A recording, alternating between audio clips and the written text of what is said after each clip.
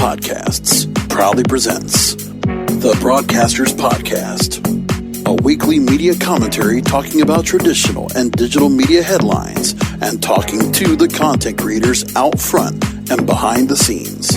Here is the king of podcasts. Happy 4th of July from yours truly and the Broadcasters Podcast, episode 129. Thanks for joining us this weekend. And I hope, even with the pandemic in front of us, we're still reeling through. Beaches are closed, and there's still some limitations on what we're able to do to celebrate the historic national holiday. Well, do what you can, and hope you guys have a really fun time. Be careful with the fireworks and all that good stuff. You know, just be careful with all that. So there is one momentous occasion that comes up on this particular July 4th weekend. If you didn't know, it is, in fact, the 50th anniversary of American Top 40, which was originally hosted by Casey Kasem, then preceded by Shadoe Stevens, then return hosted by Casey Kasem, and then the hosting duties were given to Ryan Seacrest, who has held the helm of the show since. And that is a happy note I want to talk about as we get started on the program tonight. I know because I remember one of the episodes I talked about American Top 40 and the Billboard charts, and I know people like talking about it. You know, it's one of those things that's pure to the heart. When you talk about wonderful times in radio, a national radio program with such a grasp that really had the fabric of American music, and for a long time was just fun to listen to. One of the best produced, best hosted radio programs of all time. For music radio, there's nothing better to me than American Top 40. Casey Kasem was the epitome of class act. What a presentation. What a way to put that show together. Could have been sounding a little corny to some people, but I don't mind. I didn't care how librarian type he was when it came to the music, but it mattered, and it was serious. BBC does a really good job with their chart on the official chart over there in the UK. They do a very good job. But who I got to hear growing up for many years on Sunday mornings on the way to church was Casey Kasem. And I was pissed off, and I never could hear that number one song unless there was a day I got the chance to hear it. But there you go. So Paul Grind writes at Billboard, "On with the countdown. Happy 50th anniversary to the American Top 40 program." Or if you're going to jingle it, "On with the countdown." That's what it used to be. Which they didn't use that jingle for a long time. They only used it for a couple of years in the 70s, just to be a aficionado that I am.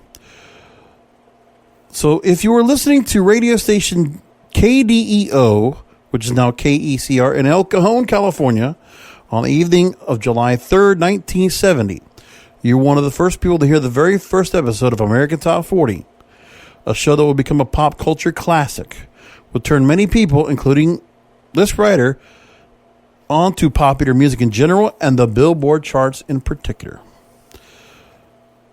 So Casey Kasem kicked off the first countdown with the welcome. Here we go with the top 40 hits of the nation this week on American Top 40, the best-selling and most played songs from the Atlantic to the Pacific, from Canada to Mexico. This is Casey Kasem in Hollywood, and in the next 3 hours, we'll count on the 40 most popular hits in the United States this week, hot off the record charts of Billboard magazine for the week ending July 11th, 1970. Because they did not run the countdown that week. It would actually run a week ahead. Like they were always kind of like 2 weeks behind the chart. And then they aligned it shortly after, later on that year. Before he goes any further, this particular story, he wants to pay off Casey Kasem's trademark teases. The song that had been a hit 4 times was "It's All in the Game," then being revived by Motown's Four Tops. The silver with way too much money to spend was Mark Lindsay, the leader of the Paul Revere and the Raiders, who also had a solo hit at the time called Silverbird. The top 10 on the first countdown included hits by Elvis Presley, the Beatles, who were on the way to wrapping up their career as an act together. Also in the top 10, you had the Jackson 5's "The Love You Save," which would later become their third number one in a row. The Carpenters' breakthrough hit "They Long to Be Close to You," A politically charged hit by the Temptations, Ball of Confusion. That's what the world is today. And number one for that week, on July 11th, 1970, was Mama Told Me Not to Come by Three Dog Night. I'll never forget that. And Marvin Gaye had the first song that was played on American Top 40 that particular episode. Kasem was one of core creators of American Top 40 along with Don Pistani, Tom Rounds, and Ron Jacobs. All four men lived to see the show become legendary, though none of it made it to the 50th anniversary. They all died between 2014 and 2018. Every generation, it seems, has had a show focused on letting people know which songs are most popular. And this goes into a little bit of what I want to talk about with a couple of stories here on the program tonight. 1935 to 1953, we had Your Hit Parade. On television, it was from 1950 to 1959. Dick Clark hosted American Bandstand from 1956 to 1989. You could also include, Soul Train, which came from 1970 through, 1996? No, 2006. Excuse me. Yes, it's 2006. Now, TRL also had their own generation-defining show on MTV from 1988 to 1998. And it has come back since 2017, but it doesn't have the kind of push that it had. American Top 40 boosted and celebrated American AM pop radio stations, just as that format was being seriously challenged by album rock stations. While millions of us were glued to AT40 wondering if Three Dog Night would land a fourth number one hit with Shambhala, they didn't. The song would only make it to number 3. Millions more have moved on to freeform album rock stations, playing Led Zeppelin, David Bowie, Joni Mitchell, Pink Floyd, and Little Feat. These FM fans would not know that Blue Suite from Blue Magic, Jigsaw may have blown it all sky high, but these new fans weren't in fact focused on the new Patti Smith album. The show first aired on only 7 radio stations. At its peak, the show was heard on more than 1,000 radio stations in 50 countries. At the start, the show was recorded in mono and distributed on vinyl. Upgraded to stereo in 1973, and it was a tight 3-hour show. Expanded to 4 hours in October of 1978, which at that time they also included the long-distance syndication. That's for the first time. Casey hosted AT40 through August 6, 1988, and then Shadow Stevens would take over. Casey Kasem also hosted America's Top 10, ran from 1980 to 1992, with Casey Kasem hosting all but 2 years of that show. So for the first 21 years of the countdown, if you know this program, you know this as a fact, the AT40 would count the top 40 hits from Billboard's Hot 100 chart for the first 21 years. Then they switched to the Hot 100 Radio Airplay chart, or the Radio Songs chart. And in November 91, they went to the mainstream top 40 based pop song survey. In 1993, the show's rationale for the change was to have more mainstream hits and fewer urban, dance, and rap songs, which was a very poignant moment in the early and late 80s and early 90s, which we'll talk about in a story that comes a little bit later about the early 90s and the lost songs of that time. Very important. So songs like 1989's Me So Horny would reach number 26 in the Hot 100, had very little pop radio play. It's the type of record that AT40 tried not to run. They had to run it. Shadow Stevens, who was hosting at the time, did. The show continued for 24 years until Shadow Stevens' run in January 28th, 1995. Which, by the way, for like the last 10 months of that run was only to international stations because the deal with Radio Express, who had owned the show at the time, had given it up. So the last run of shows were done to make good for the contract of international stations. And if you heard the show, Shadow Stevens really didn't feel like he put too much effort into it. Once he knew he had to go and talk about Guam or Thailand or Japan or whatever, it's like it wasn't the same. The show would be off the air for a little more than 3 years, but you have to know that Casey Kasem, once he left because of a contract dispute in 1998, would then take a show and create Casey's Top 40 on January of 1989. I think it was January 21st. He would run that show. And then would return March 28th, 1998. Casey was back at hosting, but no longer with Billboard as his chart. And Casey, who had been hosting his own countdown for nearly 9 years, returned to the AT40 hot seat and stayed there for 6 years. Ryan Seacrest took over the show January 10th, 2004, and Casey passed along the torch. Which, for most of it, I got to say, Ryan Seacrest has to get credit. I mean, he has run this show for 16 years. That's a lot. It's got to be said. So I will give credit where credit's due there. And say a lot about that. Now, Premier Radio Networks is planning a celebration of the 50th anniversary of AT40. This is nice. One of the few things I actually really realized they would do. This is really great. And I really give credit to Premier Radio Networks for doing this. So they're going to highlight an iconic artist moment from the show's archives every weekend. And this will be a chance to win prizes for the listeners throughout the year. It's going to be a year-long celebration of 50. That is awesome. I really like that. It's a poignant moment. It touches. There's still something that will still give respect to the historical figures that really paved the way for radio. I mean, something's got to be said. Now, why did the show become an institution? Because Casey Kasem was a master at telling the stories behind the hits. No one does it like him. No one does it at all. Like Arthur Godfrey and Dick Clark before him, Casey Kasem excelled at the art of communicating one-to-one with his listener. He was articulate, well informed. That show was tight. American Top 40 with Casey Kasem was a well-run machine. And let me tell you, Shadow Stevens, for the credit, he carried that show. He was not a bad host. He actually did a damn good job. So at the time of the changeover, I really did get to listen. It was just unfortunate, too. Somebody on YouTube actually put up all the scope air checks of American Top 40, going back to Casey and to Shadow Stevens, and I listened to a lot of them. And then for whatever reason, YouTube had their own apocalypse, and they decided to take out particular channels that were not really monetized, or really couldn't be monetized, and were not really serving a purpose. Cut them out. When there was just so much content up there, they wanted to go ahead and, cut money on their servers. So they took this American Top 40 channel off. It's unfortunate because I really enjoyed it. The guy took a lot of effort to put all that stuff up there. He had a few thousand. He had the actual vinyl recordings, because the guy was one of these guys that worked at a radio station that had all these American Top 40 countdowns. He put them up, remastered them to put them up, and it was great. And it's unfortunate. Oh, well. And by the way, Casey Kasem was a voice of reason. And actually, he gave a lot of people pause. And he was a strong voice of encouragement, positivity. And he was a bit of an activist himself. I mean, he was quite a champion for a lot of different causes, I must say.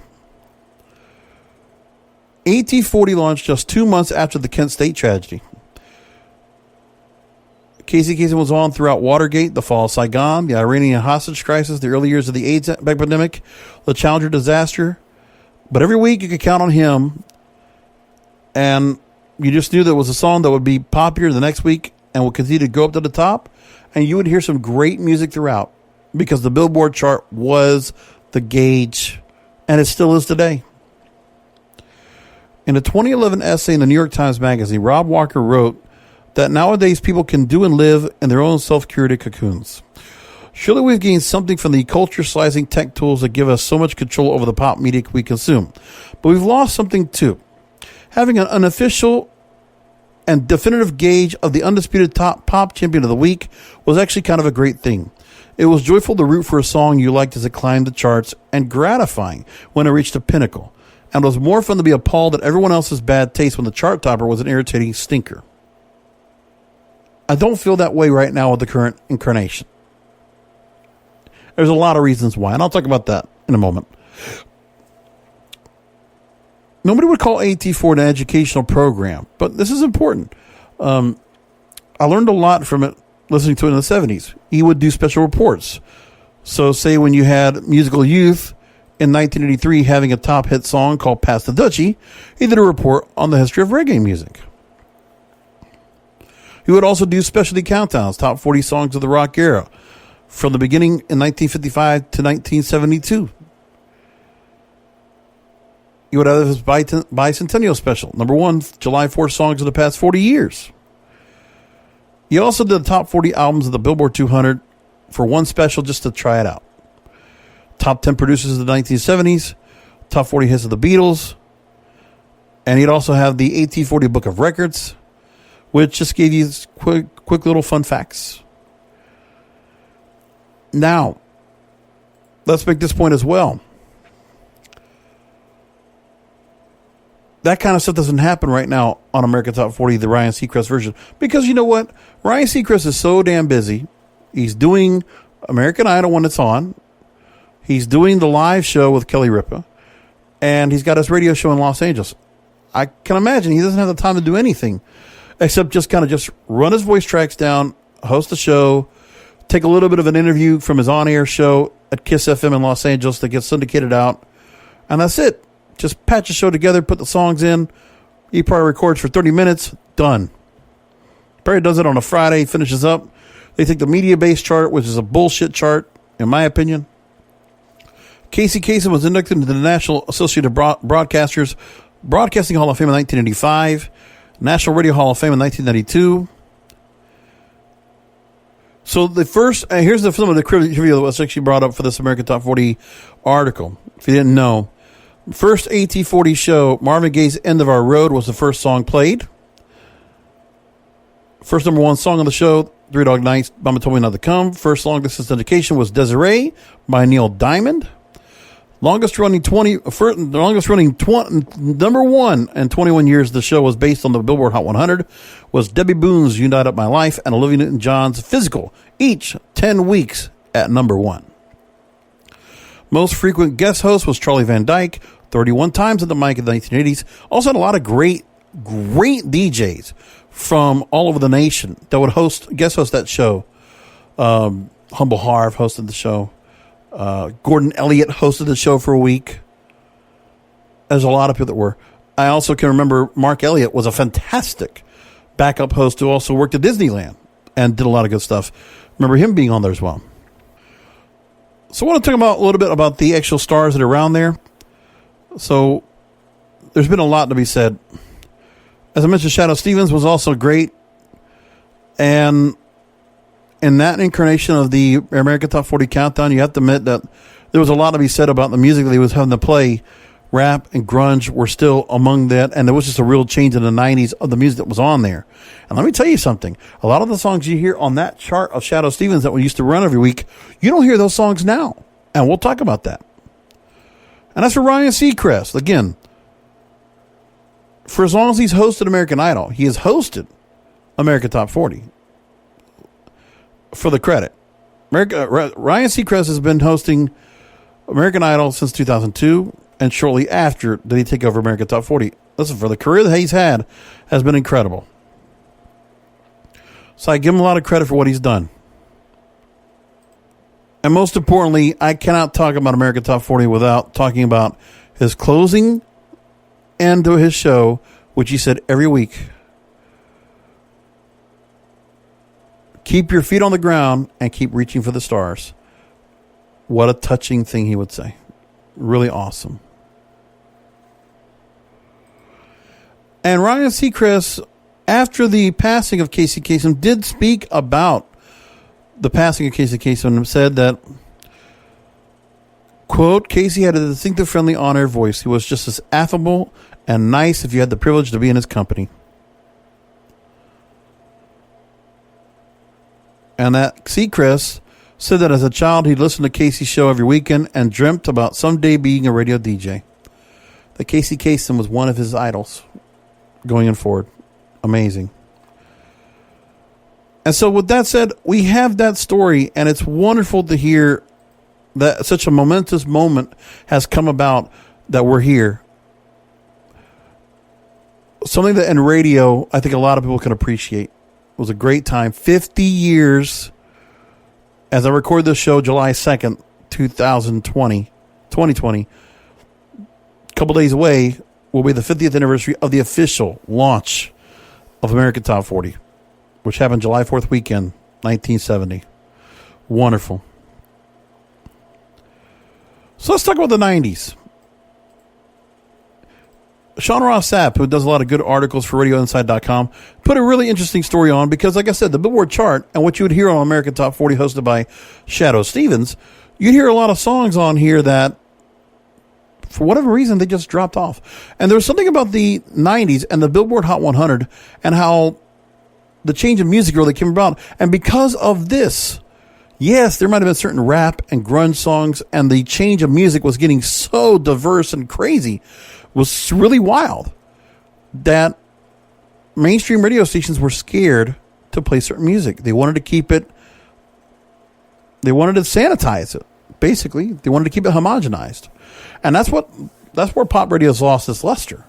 Mainstream radio should be what it is now. Top 40 radio is not what it is. What they call Top 40 now is not. It's CHR, and it's a horrible version. These radio stations should be Top 40. And not even America's Top 40 represents the top 40 songs in the country. It's not even close to what the Billboard Hot 100 top 40 songs are. So Sean Ross brings this story up. If I said Sean Ross Sapp, that's because it's a wrestling journalist that I know let's talk about on my wrestling program. I'm talking about Sean Ross, who writes for Radio Insight. His story is the early 90s. Real airplay reduces the loss factor. So it's always been clear that the chart game played some part in creating records that seemed like moderate hits at the time, but received little or no airplay years later. Because there's something to be said about the research, the audience metrics testing, and how there's certain songs that don't get stayed around when they should. And why they're like lost songs, and they're ghosted to a sense. I don't know why. So sometimes the chart game in the 80s was paper ads to a playlist by radio stations under the sway of independent promoters. Sometimes it was just label pressure of a sale when the customer says no variety.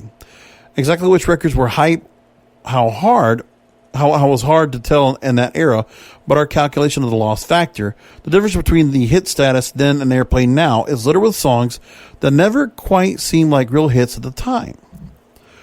In the 1992 chart year, Billboard introduced airplay to the Hot 100, eliminating the paper ad. And then you had SoundScan sales information that got rid of the record store equivalent. So they looked at the songs on the 1990 to 1994 era. In 1990, there were 7 songs that make Billboard's Top 100 of the year, and they don't get any airplay now. 1991 and 92, there were 7. 93, there were 5. 94, there were 3. So this particular period is brought up because of the methodology change. The years are relatively of a piece in terms of what was happening with mainstream radio, declining as it was upstaged by country, alternative, hip-hop, and R&B, and rhythmic top 40. It was also the last period in which the year-end charts were relatively unaffected by hit songs that were never released as commercial singles, thus not represented on the Hot 100. From then on through 1998, the year when Billboard finally stopped requiring a commercial single, mega smashes that weren't in the year-end Top 100 became a frequent occurrence. Songs included When I Come Around by Green Day or Killing Me Softly by the Fugees. So in the 90s, mainstream Top 40 loses influence, goes into influence, and Charlie doesn't recover until 97, 98. And there's some real interest about what happened in that particular radio cycle. Rock radio is mostly dormant until the new rock revolution. Grunge follows and doesn't truly start to influence pop until songs like When I Come Around come into play in 1995. Some of the rhythmic pop of the early 90s is prominent among the lost titles in this list, but then there's other songs that are on here that, would ascend in hip-hop and R&B. Songs like Real Love by Mary J. Blige and Regulate by Warren G. featuring Nate Dogg. Here are some of the songs that are brought up on this list that these were top songs. And for whatever reason, they never got played anymore. You don't hear them at all. And this is a great list of songs when I look at it. You don't know the songs, but I'm sure 1990 you probably don't know the song Glenn Medeiros and Bobby Brown, She Ain't Worth It. That was the number one song on Billboard. And it was the number one song on American Top 40. Sweet Sensation, If Wishes Came True. That was the number one song. Nothing. Natural Selection, Do Anything. I think it got as high as number 2 for several weeks. It was a one-hit wonder, though. Then you have Shanice, Saving Forever for You, which was from the Beverly Hills 90210 soundtrack. 1993, that song. Tommy Page, I'll Be Your Everything, was the number one song. Nobody hears a Tommy Page anymore. Rhythm Syndicate, Passion, also a top song. Shakespeare's Sister Stay. How about MC Hammer? After You Can't Touch This, Have You Seen Her? The remake of the Shy Life song. Nobody talks about it. Nobody hears it. Janet Jackson, Because of Love. It's one of those songs that just don't get played. Cover Girls Wishing on a Star. Immature, Never Lie. Vanilla Ice's first hit, playing on Funky Music in 1991. Madonna. You have songs for, that are from top stars that never get played. Like Madonna, they have, here you go, Deeper and Deeper, and This Used to Be My Playground. They never get played. Michael Bolton's Time, Love, and Tenderness never gets played. Isn't that amazing? Escape Club, I'll Be There, after Wild Wild West. Genesis, No Son of Mine. Jeremy Jordan's The Right Kind of Love. How about the follow-up to Good Vibrations by Marky Mark and the Funky Bunch, Wild Side? PM Dawn, Looking Through Patient Eyes. Paul Abdul, The Promise of a New Day. Meatloaf, Rock and Roll Dreams Come Through. 95 South, Hoot, There It Is. Tracy Spencer, This House. Paula Abdul, do you hear a Paula Abdul song anywhere? Blowing Kisses in the Wind, never played. Erasure, Always. Bryan Adams, Thought I Died I'd Gone to Heaven. Madonna, Justify My Love, never gets played. You never hear Wilson Phillips. You never hear Dino. Yeah, Milli Vanilli might have had to give back the Grammys, but their songs were good. And there's so many other songs that I hear, that I watch on this list, that incredibly do not get played. And you wonder why radio is so stale. I could put a 90s station on right now with all these songs, and the problem is that the research and the way that these stations have been programmed, everybody's deprogrammed. They're going to hear these long lost songs. They're going to say, oh, this is just like one-hit wonders. But they won't be able to hear these songs over and over because they lost it. It's just not there. And that's what's going on. Here's some songs that were really big songs. A top 10 between this period. You never hear these songs at all. Brandy, I Want to Be Down. Hadaway, What Is Love. Free Falling by Tom Petty. Well, you can hear that on classic rock. Aerosmith, Living on the Edge, or What It Takes. Classic rock. You're not going to hear any much else. Anniversary by Tony. Hey Jealousy by Gin Blossoms. Mary Jane's Last Dance by Tom Petty and the Heartbreakers. Freedom 90 by George Michael, and Bohemian Rhapsody by Queen. You hear that, but it's only on classic rock, if they do. And I think they brought it back a little bit.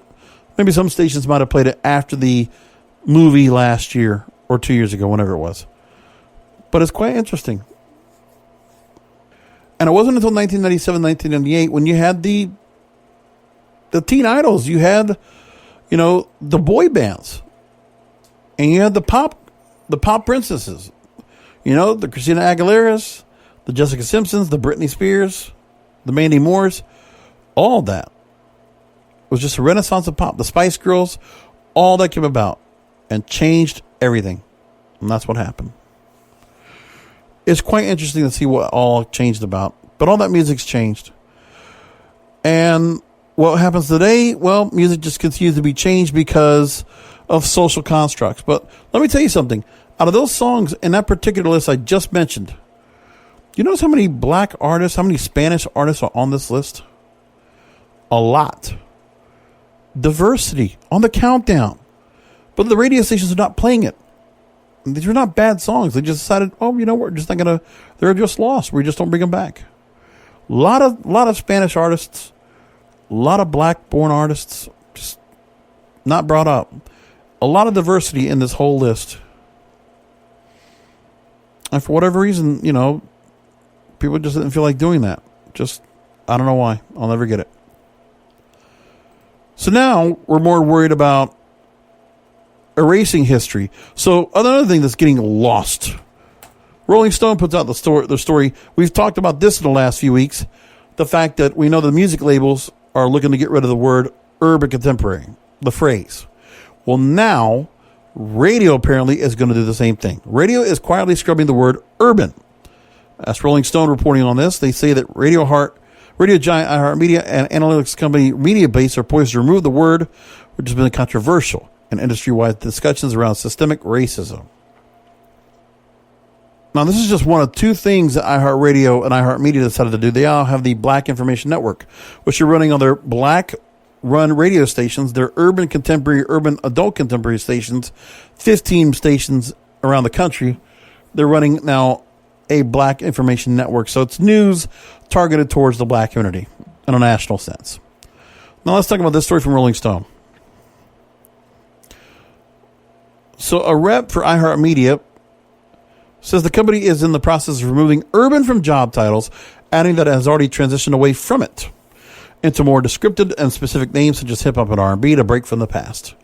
They will no longer use the term urban when referencing the format or an internal communication. The term is definitely outdated. We also know that the analytics company that iHeartMedia owns, MediaBase, which I didn't realize they owned MediaBase, but yeah, there it tells you a lot. Because iHeartMedia does that. They consolidate all their stuff. You know, they buy the company that creates your automation equipment, Profit, or NextGen. And then they bought, the news gathering system, which I forget what that's called now. And then they have MediaBase to do their charting, which is kind of rigged and fixed, and it sucks, and it's manipulated by them to what they think that should be out there. And it doesn't serve. Now, that's something I always talk about that doesn't have diversity, equality, and inclusion. Radio and iHeartMedia is a culprit. And that should be a place where there is systemic and institutional injustices. But just taking the name away doesn't do anything. Again, we've talked about that a few weeks ago. I'm not going to get into that again. Now, other organizations and individual Black executives are standing by the word urban. Sean G., who's manager of The Roots, told the New York Times he believes the conversation over the word is a distraction, and the problem lies in the infrastructure and the system, not in the word. Correct. iHeart Executive Vice President of Programming, Thea Mitchum, says, if you eliminate the word, does that stop the marginalization of Black executives, or does it exacerbate the situation? It's also worth questioning how effective the removal can be from awards, official formats, and job titles if other companies in the industry still operate with it.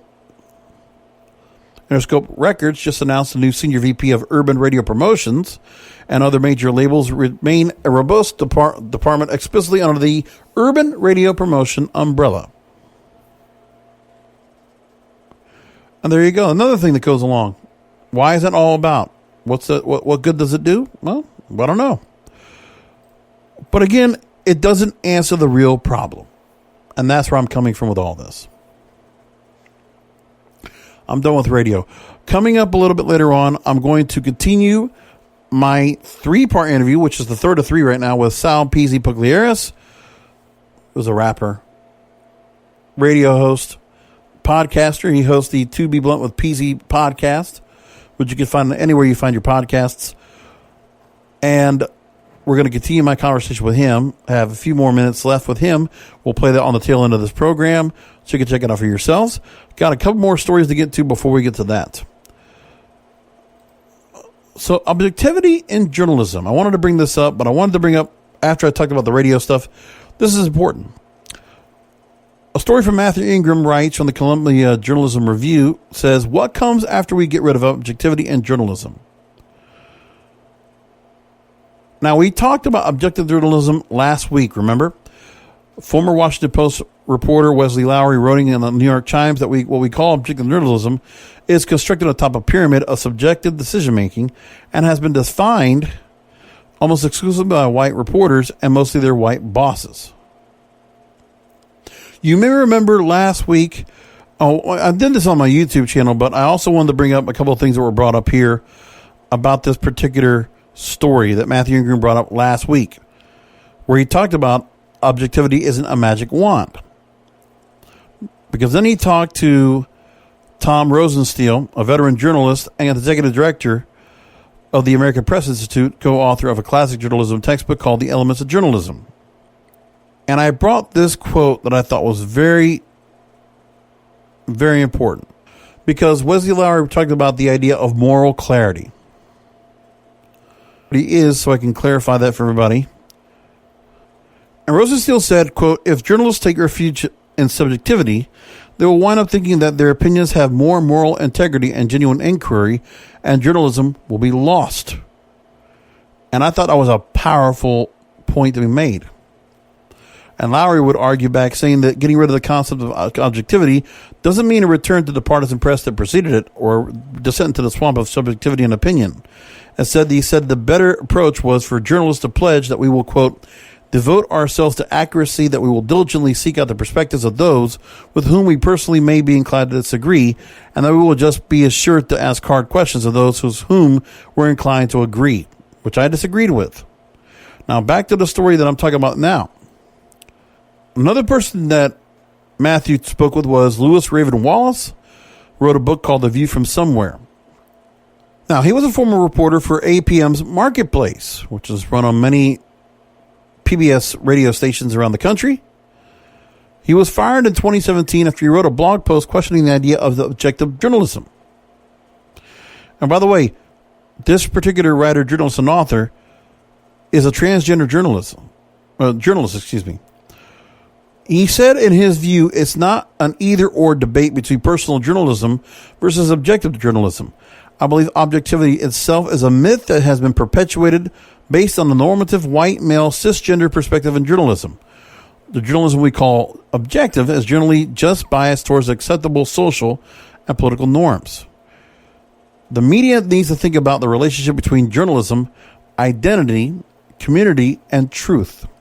Focusing on that relationship can offer a path toward journalism that rebuilds trust with audiences, a trust that's been lost after decades of supposed objectivity. A person by the name of Morgan Givens, a writer, performer, audio producer for NPR and WAMU in Washington, D.C., a former police officer who worked in prisons to eliminate sexual violence, says there needs to be a complete reframing of what journalism is. Quote, "Black Americans have always lived in the United States where police killed us and still do with impunity, but this was an America that white journalistic institutions and those who allow them to function ignored. Is ignoring these communities an example of being objective or ignoring the truth because the reality makes white journalists uncomfortable?" Then you have Heather Chaplin, founding director of journalism and design at the New School, and she says that she tries to distinguish between objectivity and neutrality, which is a concept that has never made any sense to her. Quote, "I think what people are upset about and incorrectly calling objectivity is really BS neutrality. When the New York Times bends over backwards to give voice to someone espousing obviously racist views, that's not objective. That's trying to adhere to a nonsensical notion of neutrality." Now, they go through a couple other stories here where they mention the issues of objectivity in newsrooms, talking about, number one, rigor. Wallace would say that just because he isn't a fan of traditional objectivity, quote, "this doesn't mean that I don't advocate for rigor and meticulousness and the use of some of these methods, such as seeking multiple sources, eyewitnesses, careful data analysis, etc." End quote. Fudging numbers and interpreting them based on your own biases are both two different things. Lying and applying a frame to facts and truth are also two different things. Neither are objective, but the latter is what we are all doing in all of our efforts at journalism. So we need more nuance in how we talk about work that isn't objective. It's opinion-based. That's what it should be. Failure. It is only when we fail to recognize our own human nature and the biases we already have that we miss the truth. This isn't about losing the ability of journalism to shake the foundations of power and be truth tellers. It's about allowing others to tell the truth that has always been ignored and that will make many people uncomfortable in the beginning. Then there's commerce. The idea of an objective take on the news as opposed to the rampant partisanship that always characterized news coverage seems like a step forward. But at the same time, the penny press movement was taking newspapers to a mass audience with support for advertisers. As the nation industrialized, those advertisers, same as their counterparts, were eager to have their ads appeal to as many people as possible. So the news that surrounded them needed to be as inoffensive to partisan ideologies as possible. So progress had a commercial end as well. And then they bring up bias. Mark, how am I going to say this name? Lukasiewicz, Dean of the Lawrence Herbert School of Communication at Hofstra University, longtime producer at NBC and ABC News, described how early in his career, he reported on the Solidarność labor movement in Poland.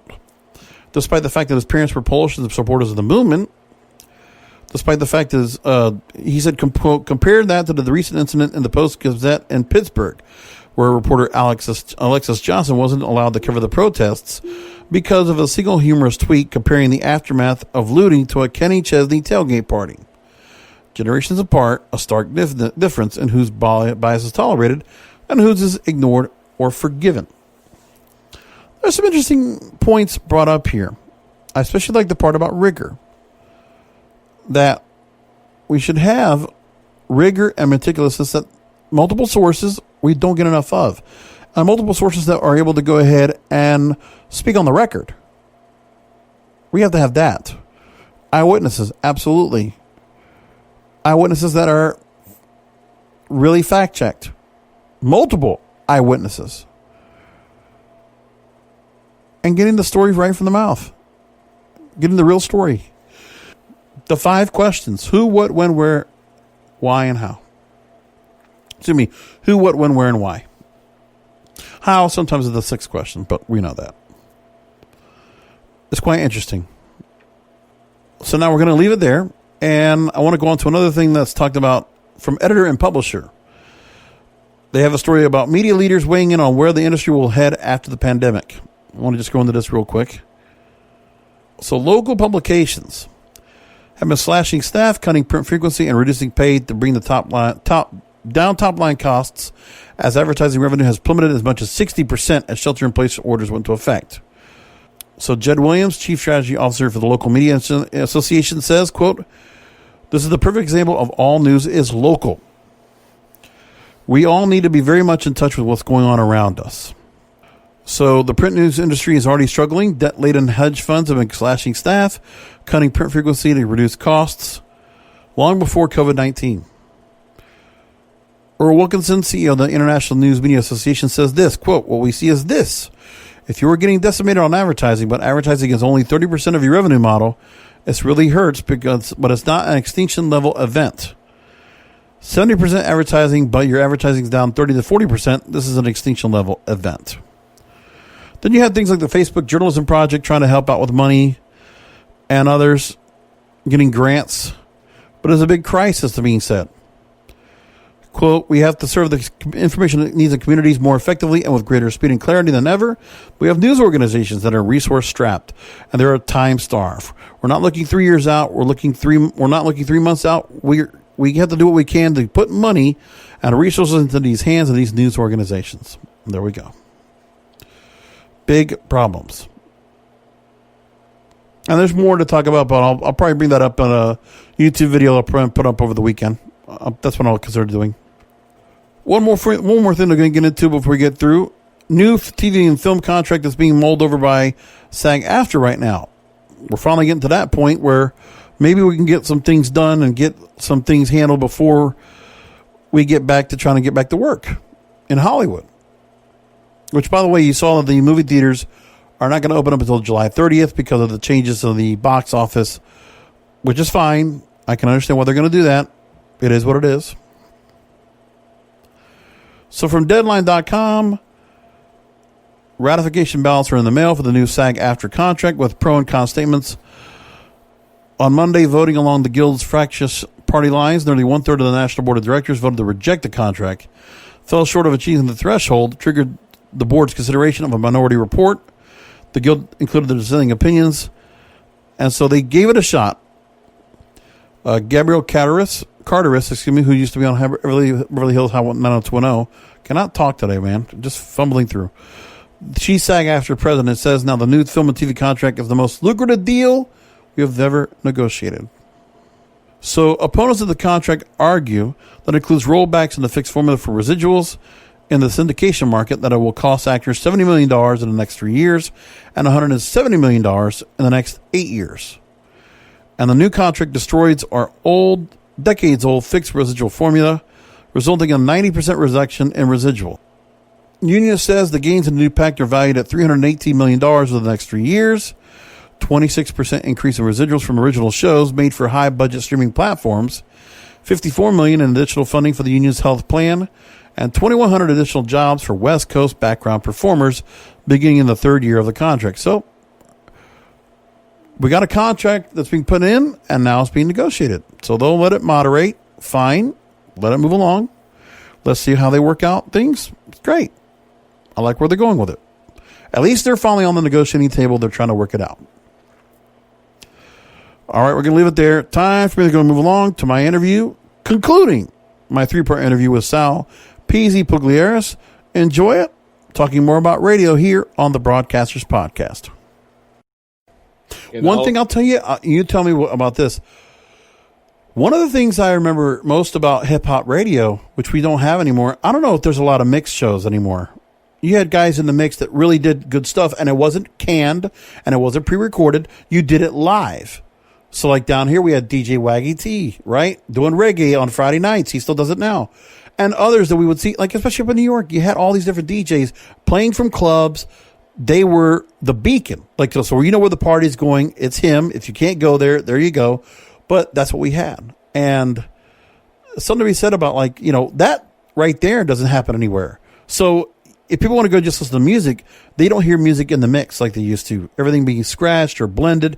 You don't have any of that. So mixtapes, there might be mixtapes like you might call it, where it's like somebody just put like a underground recording, but it's not the blending of music like we used to listen to, which made it even better. I can tell you that in Connecticut at Hot 93.7, which is our number one hip hop R&B station, they still do like live DJs. Maybe not on location, but I actually know a few of them that work there, and like they let them go in there and spin and scratch and mix live. Which is not very common anymore, but we still do that here. And that's one of the magics of radio. Like, even on a podcast, you're not going to see that shit. No. You know what I mean? If everybody goes to podcasting, it's just going to be a bunch of people talking. Who's going to play fucking music? And then you got to worry about copyrights. That's like, you know that neither me or you could play the Baby Rock Star on our podcast without possibly catching some kind of, you know, like letter from the FCC. I mean, I use it. I just get to play like about a 4-second loop. I just play that and then just loop it over and over. I can get away with that. YouTube hasn't red flagged me for that yet. Once in a while they do. I've done that a couple of times. I remember I have a couple of music beds on my show where like I play a short clip of it coming back or going into commercial. Yeah. And I will get like a flag on YouTube, but it's not like detrimental because doesn't matter. We're not monetizing right now. Exactly. Exactly. It's not like I'm going to go put that video out to make money. It's not happening, you know? Like, YouTube. Thank you. But that's the problem, though. Is like that would be my argument for them not to go to podcast. Yeah. Because not only do you then kill radio, you kill the music industry too. And the thing is, at least, and that's the one and only place you have left right now where you have autonomy, because the DJs, they get to play the records. They're not getting told what to play. They might be told what songs they should include in the mix, but the mix is the mix. Because even down here, 99 Jams, where I'm at in Miami, we still got DJ Nasty and all these other guys that are playing stuff up. And by the way, on Fridays, if I remember to put it on, they're playing booty music. I'm like, what the fuck? They're playing like Disco Rick, Wiggle, Wiggle, Wiggle, and like Scrub the Ground, Splack Pack, like all this strip club music. I love, because I used to that online. Oh my God, I used to listen to that back in the day. The clubs were great. I gotta hear that. All that stuff is awesome. And Power 96 used to be really good about that too. But then I don't know, they just changed all that. It's just in a bad way. But oh well. Yeah. But like I said, there's spots where we still have that. And honestly, there's not a lot of shows that get the autonomy to kind of do what they want. You know, I mean, I think everything's preset in the system for most DJs. No, everything's like anybody that has a shock, you can't do anything. Like, let me tell you, the careers of some people that have fallen because of this. Bubba the fucking Love Sponge. Did you ever hear him? Oh, yeah. Okay. So, I mean, and of course, he was on Howard 101 for a long ass time. And I'll tell you, before that, I listened to him when he was on Top 40 back then. You know, I mean, he'd have different days for stuff. Redneck Mondays, No Panties Thursday. It was just fucking great. And it was just such bullshit. There was one station up that it was on over here because he was in Detroit first, and then moved to Tampa Bay, where Skillet's at. And I think it's the same building, as a matter of fact. So Bubba used to be on here, and there was a guy who used to come on after him on 93.3 FLZ. It was a long time Top 40 station. Talk about a station that had some fucking balls. The Power Pig, which those days were fucking Power great, Pig? You never heard of the Power Pig? No. I'm not right the second. WFL fucking Z. You never heard of the Power Pig? Oh my God. The Power Pig. Yeah, Randy Michaels and fucking, oh my God, that was the best station. There was another Top 40 station in the market. Go look up the Power Pig and look at the story, because that was, as soon as we get off, that was a station. It was just like how Scott Shannon took Z100 and did it from worst to first, a Top 40 station. Yep. That's exactly what Power Pig did. Because it went up for a long time, Heritage Top 40. They did a whole thing where they fuck with the staff of the other station, the station called Q105, and they did this whole hostage situation. And the Power Pig, it was just fucking ripped the knob off, fucking, it was so, like, it was, they played a lot of, like, freestyle, they played a little bit of rap, they were like, they definitely, they bent the Top 40 dynamic big time, because that was 1989 they did that. And that station, that's where the likes of Bubba the Love Sponge came from, and it was fucking great. That guy was a nighttime jock.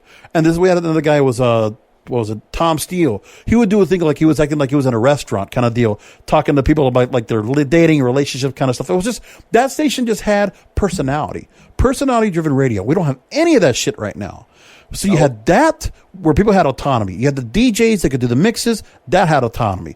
And young people engaged in that. Now, I wonder what they do, because it's like the part that made, I mean, that's why the music kind of goes away quick. But, you know, you have songs that come and go quick. But then what happens to like having the DJs that could go ahead and talk to an artist and bring them on by phone and all this kind of stuff? Like all that fun that was radio, they let that go away. And it's not something they have to pay for. They could just let the people kind of do what they want to do. There's still people that can still do that, but they don't let them. Mm-hmm. Definitely. 100%. But it's just the state of the game right now, and it's terrible. It's terrible. Yeah. And look what happens with the pandemic. You got iHeartMedia and all these other companies, Entercom and Cumulus, all making cuts, furloughs, and you know, thank you, Bob Pittman and the CEOs over there. You're going to take a little pay cut, like 30%? That's nice of you. Okay. But you're still going to get your $2 million bonus, you prick. Okay. That's that kind of shit I can tell you. But here's the thing now. Now, have you known anybody right now that's gone through anything of the pandemic where they were in radio, now they've lost their spot? Or no. So nobody that's on the beach at the moment. Okay. All right. No. Because that I'm always worried about too. But then again, I don't know many people that are left, except for people that are probably young that got brought on board because they took over somebody else's job at a real cheap rate, and they let them go too. Like, okay, you brought somebody that came in for like basically minimum wage and let them go. So, well, also with technology, a lot of the stations, they can have their DJs work from home. Yeah. Like we have a lot of guys and females, you know, all kinds of DJs in Connecticut that are been. Every time you listen, they're like, bro, you know, we're live from, you know, our living room or some shit. And like this is just the nature of the beast right now. This is what everybody's doing. And like, now we're in a day and age where just like me and you are doing, they can just dial in, connect their computer, and they can, you know, the song's already laid out for them. All they got to do is go in and do what they would do as if they were there on the air. All it needs is a microphone. And it's not hard for us, by the way. If we had a clock, we can manage the clock. If I had to go and not curse, I can manage not cursing. It's not that hard. Nope. But I like the fact I could do it. But then again, it's like, I remember when Howard Stern went over to Sirius, we're going to get the curse. We're going to say fuck. But you know what? They didn't even do it They don't even do it that much now. Barely. Listen, I thought the same thing was going to happen on my show because I got a trucker mouth, bro. Real bad.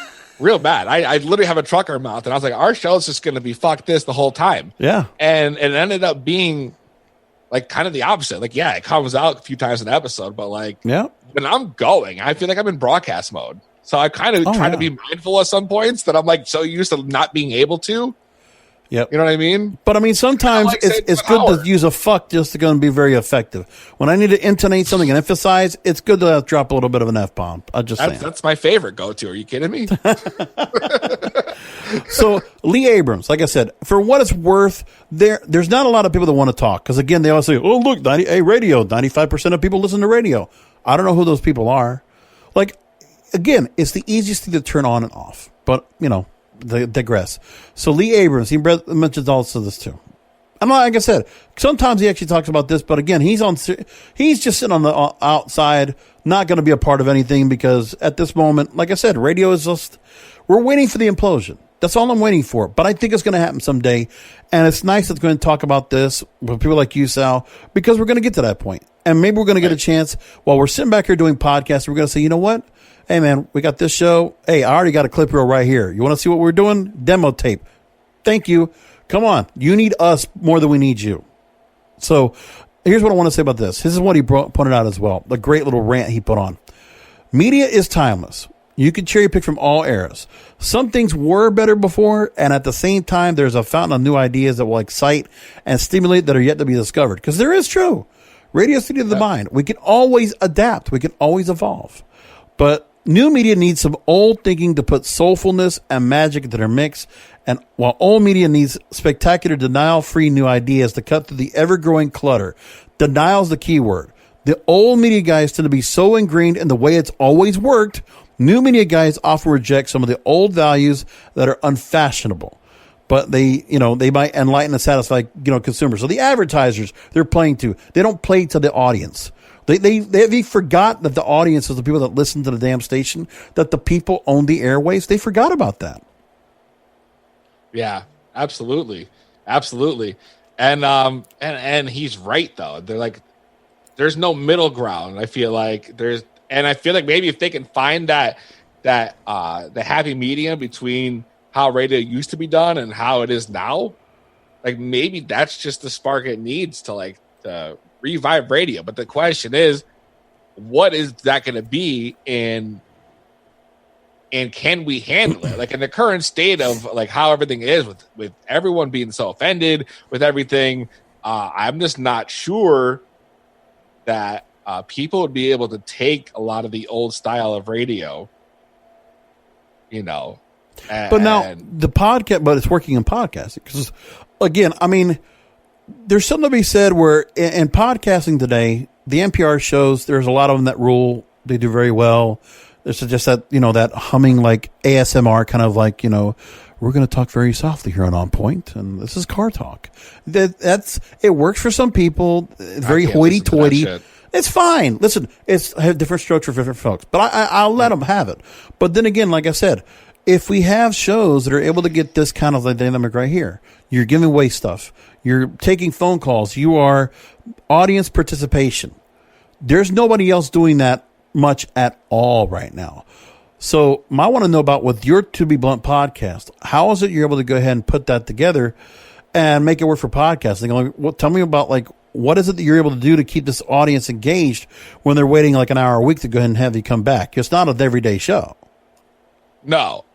So you're asking, let me just clarify that what I do in between shows to keep them engaged. Yeah. What is it that you do to make that old style radio, not old style, but like the radio that worked? How have you felt like you've been able to take what you took from radio, incorporate into the podcast and make it have that feel, even if it's not a weekday show?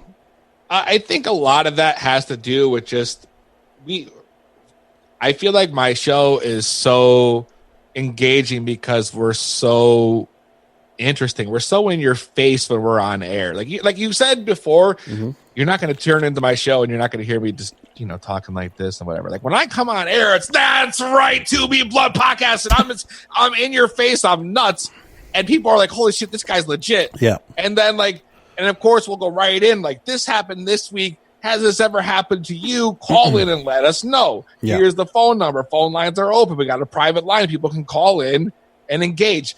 All the topics that we're going through the show, we make sure it's stuff that people want to we would want to talk about. Yeah. So we would go on. We would give our opinion on maybe said topic, something that we may have even. What's we're looking for? Sorry, I just had a brain fart. fucking weed. Something that we have talked about throughout the week, say on social media or on Instagram, say we went live or something. We were talking about this, and this.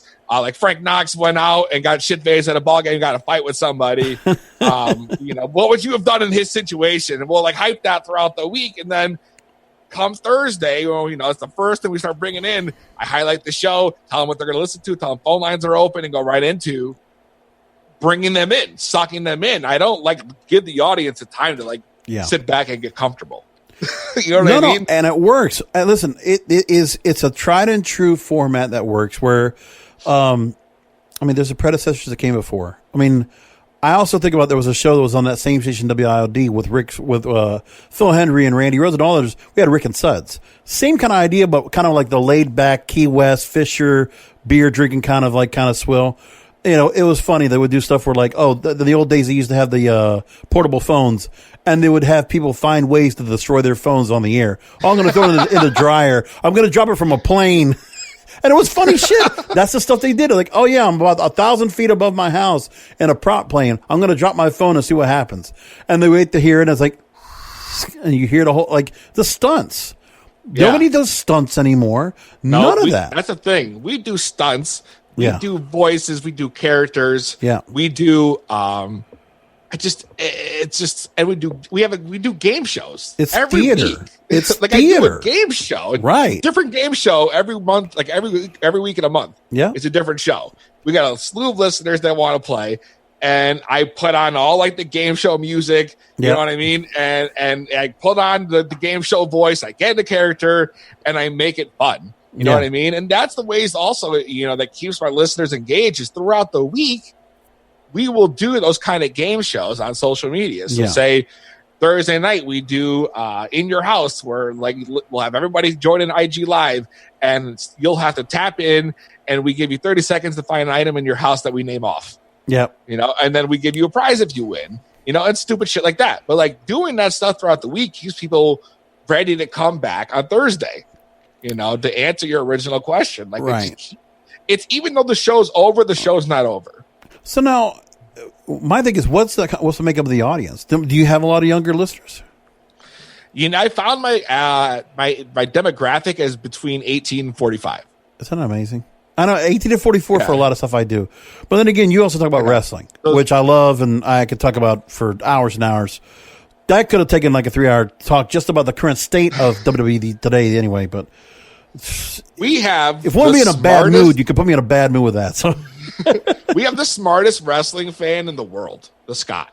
That guy, I've seen him in action. We've gone to so many trivias together, and this guy, you can't even give the other teams a chance to answer. He's incredible with date, time, people, everything. And we do a game show called Stump the Scott, and people call in and try to WWE trivia, ask him whatever.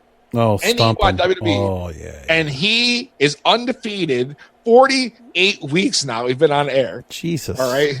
He is incredible. And that's another reason I feel like the show is so good, because we offer a variety of stuff. We're not just a car podcast. We're not just a sports podcast. We're not just a fishing podcast. We're not a music reviewer or a crime. We have one guy who knows wrestling, one guy who's amazing at sports. You got me who does all the viral shit. And everything just blends, and the listeners, they get an actual variety show of everything. You get everything. You can't get bored. That's why I feel like we bring that value, and that's why I feel like we're not a podcast. But now I want to ask you about this too, because obviously you bring that original dynamic of radio where it's not just man talk. It's everyday real talk, real talk, real feel, and it's got that. It almost has that Richard Bay, Jerry Springer, fucking Maury Povich type of vibe to it, with the rowdy audience and the alpha male type of shit going on, right? Real spirited. I like to call this show the audience. The tagline would be not only are laughs nonstop, but it's literally one of them is it's the show for your everyday smoker. Right. You know what I mean? But you're not just about, obviously it's nice to go and include the fact you do the cannabis as part of your lifestyle, but it's not just the only thing as well. Right, exactly. But now, exactly. So let's talk about that. The fact that you incorporate cannabis into the show, it obviously, it's because you love it, but it's also that really relates to a lot of younger listeners in the first place. My thing is, what are some of the things that you feel like that the younger side of that audience, how they're responding to it? Because I feel like, if they're feeling like, because they're not getting this kind of engagement, this kind of entertainment anywhere. Like, nobody has that kind of programming now. Like, if it is, it's old and antiquated. Like, Jerry Springer's still been around, but that show's done. All right. Yeah, we know. Bing, ding, ding. They're going to do the choreographed boxing, whatever. But it's not like it was when it was actually legit and it was like for real. When Geraldo got hit got punched in the nose, we knew what was going on. All right. But right. Like, come on. That's the kind of bullshit we had that was like, we lived that kind of stuff, and that's just basically, that's the kind of excitement, the kind of thrills we got out of watching or listening to radio or watching television. And to bring that back and to get somebody younger than us, the next generation, to appreciate what we're doing, what are some of the things you feel like that you've had to do to cater to that feels like that younger audience is engaging with you better? Because obviously the older audience is going to see, oh, it's kind of a throwback, but the younger audience is going to say, this is interesting. And it's like, I don't see this anywhere, but I really like it. Well, I mean, here's the thing. We've taken that shocking style of radio and incorporated a theme that has been so rejected by mainstream forever, and it still is to this day. Yeah. And even though mainstream rejects it, America overall is for marijuana. Right. You know what I mean? So now you have the much wider cannabis audience. You know what I mean? So many people now are just like, yeah, whatever. We're fine for it. Legalize it. Do whatever you want.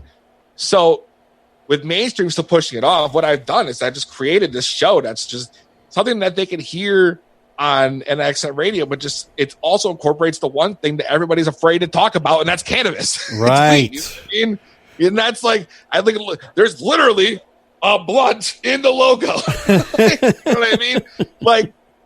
It's just, and we're so open about it, and we don't hide it. I mean, I literally start every show with a ceremonial lighting of the blunt. It's to me, blunt's not just a play on words; it's literally the lifestyle. You know what I mean? So it's kind of like it's got dual meaning, and I think the younger audience sees that and they're like, "Wow, this is really cool. I can't find this anywhere." Yeah. Like, you can go to Vice TV and you can watch like all those shows like Fuck That's Delicious and like a Bong Appetit, whatever. Like, you can see those weed shows, but like when it comes to nobody's doing it like we are. And I will stand by that.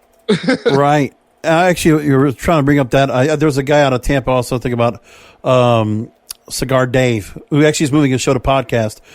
His show's all about cigar, spirits, diversions, and the alpha male good life. And he would always do a thing where he would toast up a new cigar to start up the show. Have like some big blowtorch fucking kind of, whatever his sponsor was, a big fucking blowtorch kind of lighter to light the thing up. Have the perfect cut, and then he would just, take a good puffs at some nice like, some Romeo Juliet kind of like whatever, something like $15 cigar or some shit. He would just kind of like go after it. It's a medium flavor. That's good flavor. That's the kind of stuff I love, where it's like you have segments that kind of go along with it. And so you could do some routine stuff, and there's a formula to the madness. That's missing. But here's the other thing I also think too. Because remember, I've been doing podcasting since 2005. I mentioned Don and Mike. I called their show one time. It was the day that Anna Nicole Smith died, and I wanted to comment on there. And then they didn't like my comment because I said something, I forgot what it was. And they wanted to just like take shots at me. Like, yeah, okay, you fuck with your audience. I get that. Yeah, you want to roast the listeners. Yeah, that's okay. They did it to me. I mentioned I was in podcasting in 2010. They said, yeah, so you mean you're working at McDonald's, right? Assholes. Then what are they doing now, you motherfuckers? You're both out of radio. Fuck you. In 2010, in their defense, it was so new that that's exactly what they thought. It was just like a place where people with no experience just go. And that's what they don't like, Sal. They don't like the fact we can do this shit right here, and we can be popular, and we can get attention. Meanwhile, the corporate bullshit that goes on now doesn't get anything. That's why they need people like us. Not talking like Scarface over there. You need people like me. That's right. My balls and my fucking worm, man. That's right. I'll tell you what. I can quote that movie quite a bit. I've got that on DVD somewhere. I've watched that too many times to count. Me too. It's one of my favorite movies. Are you kidding me? Even when they used to run it, remember when they used to run movies where they used to take the curse words out? I started watching on TV because it was before, Netflix and all that stuff. Having to watch Scarface with all the curse words taken out, that's just criminal. Just saying. I agree. So with that said, take a minute to go ahead and talk about the podcast and, anything else that you're working on right now. If you're working on any music right now, you got about that you're going to release. How can people follow you?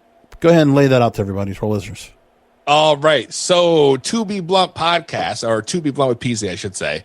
You can find us on Facebook, Twitter, Twitch, YouTube, at To Be Blunt Podcast with the number 2. We are on every Thursday, 6 p.m. Eastern Time, live. So make sure you tune in and call in and participate. As far as my music goes, you can find me on iTunes, Spotify, pretty much any major platform, Amazon, all that stuff. Just look for Peasy. My latest album, Going Green, The Quest to Save the World, is out now. Nice. So make sure you go on and download it. Shit's fire.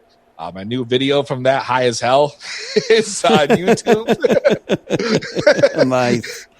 And I like your head on the lingo. You calling it fire, man. I see you're ahead of the game, man. That's pretty good, man. What you mean? You called the album fire. Oh, it is fire. That's a current phrase. Like, you're ahead absolutely. Of the lingo, man. I'm glad I'm in it. I'm in it. You can't be in this business and not be on top of everything. Like if I you didn't say like on fleek or something like that, which I've been like, that's a couple years ago. If you catch me saying yeet, just shoot me in the face right now. All right. I'll tell you what. But yeah, man. And obviously you can find Peasy all over social media, also at official Peasy. So you can watch the show on Facebook, Instagram. Are you on Twitch?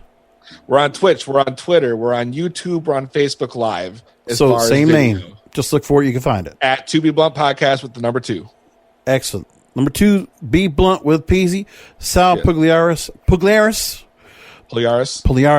God, yeah, that's right. It's silent like lasagna. It's the silent. That's what it is. Yeah, that's one of those things. Hey, Sal, thanks for being on the Broadcasters Podcast. I really appreciate it.